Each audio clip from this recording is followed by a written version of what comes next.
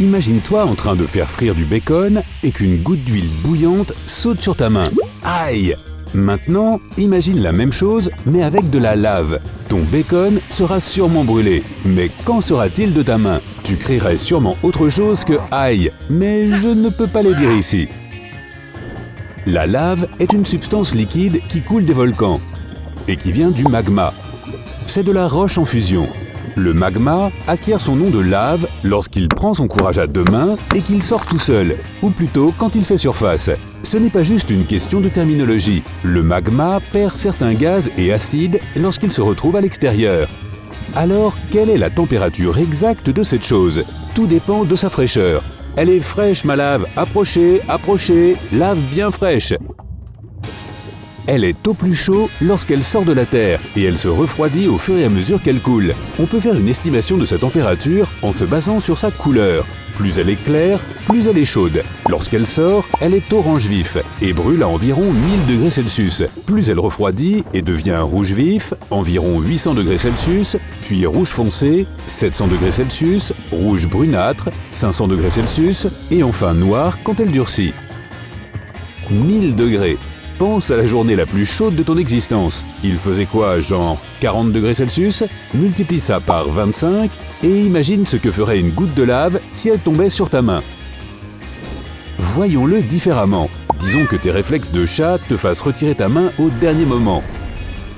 Eh bien, la goutte continuerait son trajet en suivant la gravité. Elle brûlerait le sol, le traverserait même peut-être, puis elle traverserait le plafond et le sol du voisin. Mais n'oublie pas que c'est de la roche liquide et qu'elle refroidit quand elle n'est pas à 160 km sous la surface de la Terre. Tu aurais donc en plus un incendie à gérer, alors prends vite un extincteur.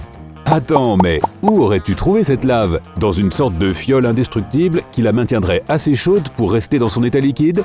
Est-ce que ça se trouve sur Internet? Bon, on va faire avec. Donc, si le sol ne peut pas l'arrêter, ta main ne serait qu'un morceau de beurre pour de la lave. Tu as déjà vu ces vidéos de gens qui font fondre du métal et le versent sur des trucs? Imagine passer ta main dans ce jet. Il y aurait un avant et un après, je te le dis. Mais si c'est juste une petite goutte, elle aurait plutôt tendance à s'installer comme chez elle. Cette substance ardente finirait par refroidir, durcir et coller à ta peau. Sympa le nouveau grain de beauté. Mais voici la bonne nouvelle, tu ne ressentirais pas la douleur brûlante. Du moins, pas tout de suite. Tes nerfs seraient brûlés avant que tu n'aies le temps de réagir. Donc, conclusion, ne touche jamais de la lave, compris ?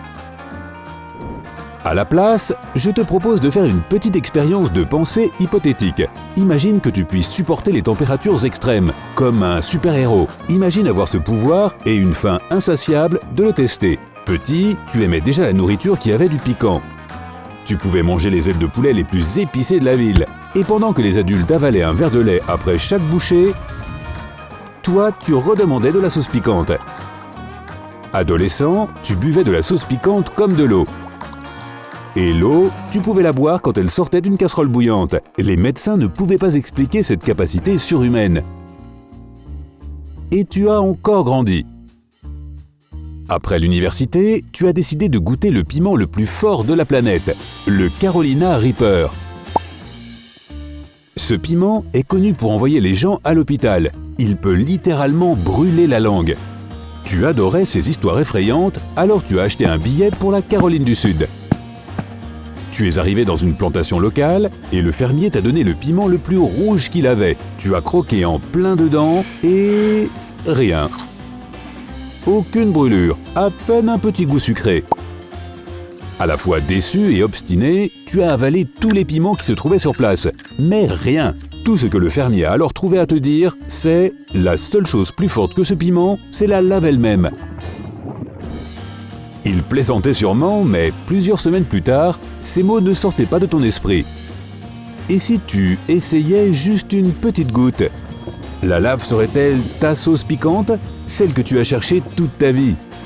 Tu prends alors un avion pour Hawaï, là où se trouve le volcan le plus actif au monde, le Kilauea.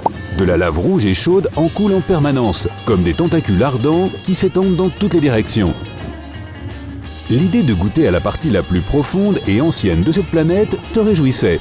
Ça fait un peu poétique, mais c'est vrai.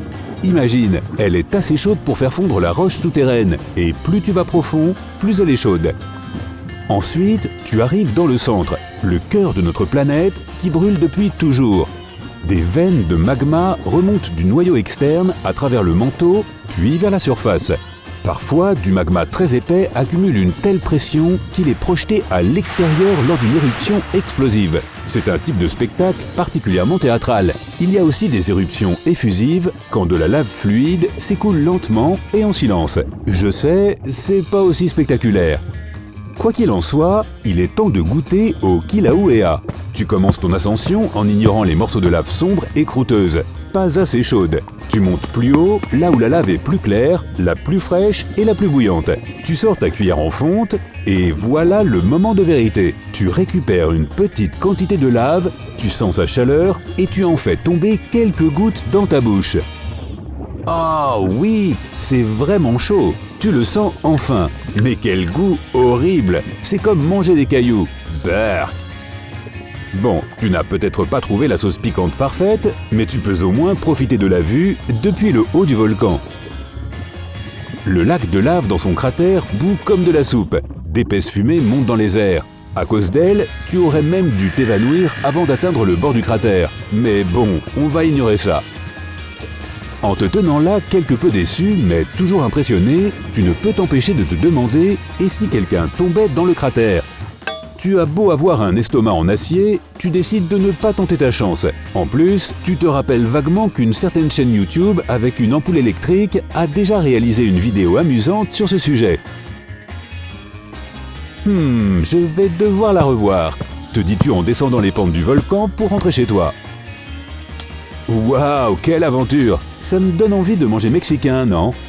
Si tu as appris quelque chose de nouveau aujourd'hui, donne un like à cette vidéo et partage-la avec un ami. Et voici d'autres vidéos que tu devrais apprécier. Il te suffit de cliquer à gauche ou à droite et de rester du côté sympa de la vie.